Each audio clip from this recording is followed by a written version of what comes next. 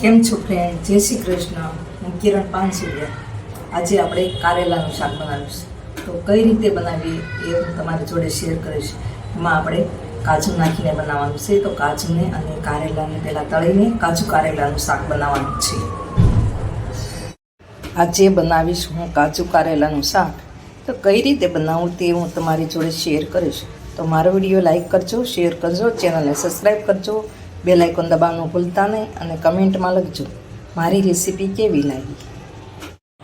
કારેલાને મેં ધોઈ અને આ રીતની ચિપ્સ કરી લીધી છે.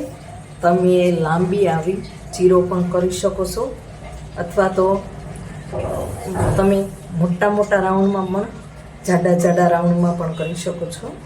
તો મેં આ રીતની પતલી પતલી ચિપ્સ કરી છે. હવે આપણે એમાં સ્વાદ મુજબ એટલે કે થોડુંક મીઠું નાખીશું, આપણે જેટલું જોઈએ એ પ્રમાણમાં, અને હળદર નાખીશું અને લીંબુ નાખી અને આપણે આ રીતે મિક્સ કરી દઈશું. અને થોડી વાર રહેવા દઈશું. આપણે જેટલો ટાઈમ હોય એ પ્રમાણે 10-15 મિનિટ જેવું આપણે રહેવા દઈએ. લીંબુ પણ નાખીને પછી આને આપણે ઉતારી લઈશું. આનું પાણી નીકળે તો એ આપણે પછી કોરું કરી લઈશું. હવે આપણે મૂકી રાખીશું. હવે આમાંથી મેં પાણી કાઢી લીધું છે. તો હવે આપણે ચણાનો લોટ થોડો નાખીશું.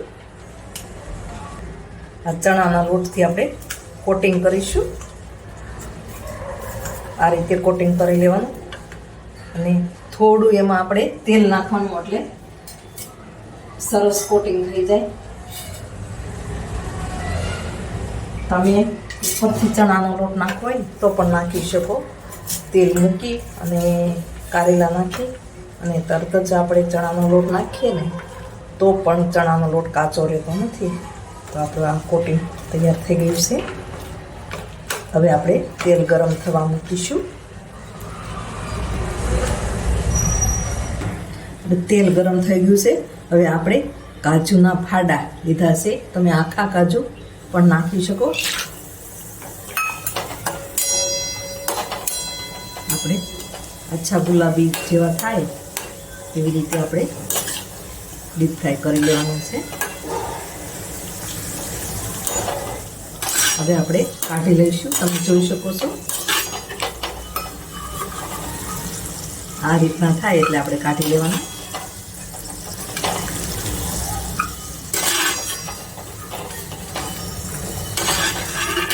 હવે આપણે આ જ તેલમાં જે આપણે કારેલા કોટિંગ કર્યું હતું એ આપણે નાખી અને એને પણ તળી લઈશું.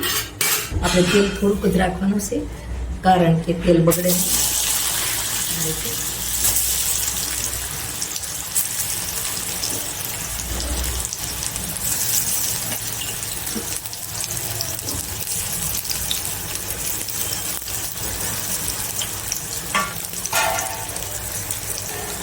આપણા કારેલા કૂણા હતા તેથી એમ જ સમારી લીધા. અને અમુક કારેલામાં બી હોય તો વચ્ચેથી તમારે કાઢી નાખવાના. કારેલા આપણે ડીપ થાય છે ત્યાં સુધીમાં આપણે મસાલો કરી લઈએ. તો આપણે કાશ્મીરી લાલ મરચું લઈશું 1 વાટકીમાં. તમે જેવું તીખું ખાતા હોય એ રીતનું લેવાનું. અને હળદર લઈશું, ધાણા જીરું પાવડર લઈશું, ચાટ મસાલો અને મીઠું સ્વાદ મુજબ લેવાનું. અને આમચૂર પાવડર લેવો હોય તો આમચૂર પાવડર, નહીં તો તમે લીંબુ નાખી શકો છો. તો આ રીતનો આપણે મસાલો આપણે એકદમ મિક્સ કરી લઈશું બધું.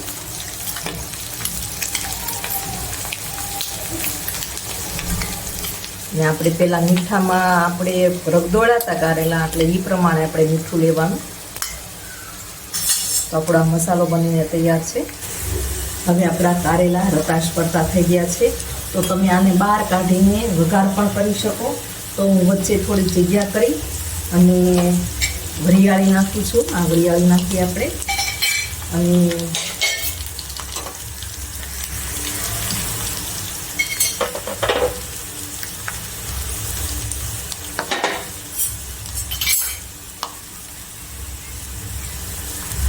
હવે આપણે એમાં તલ નાખીશું.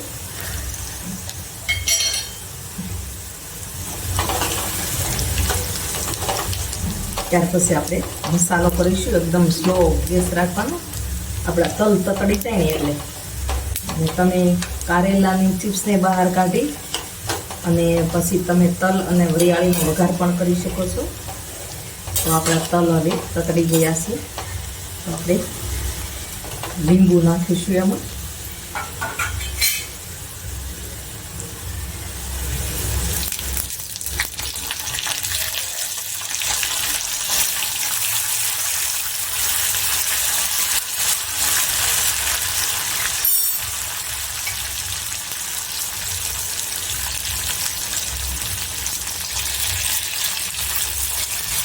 તમે આમચૂર પાવડર પણ નાખી શકો. હવે આપણે એમાં ગોળ નાખીશું.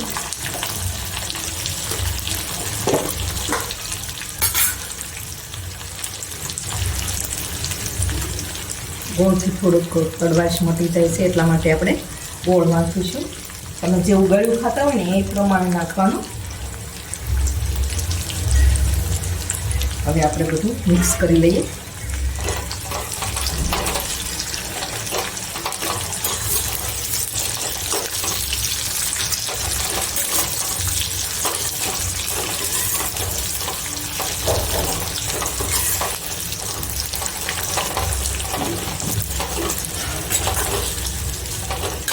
હવે આપણે એમાં મસાલો કરીશું.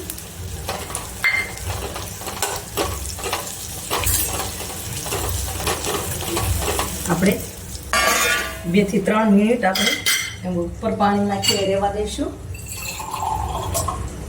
આ રીતે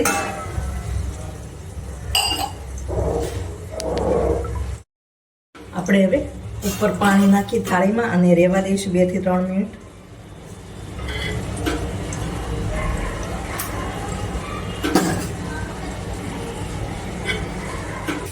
હવે આપણે જે કાજુ પેડા હતા એ નાખીશું.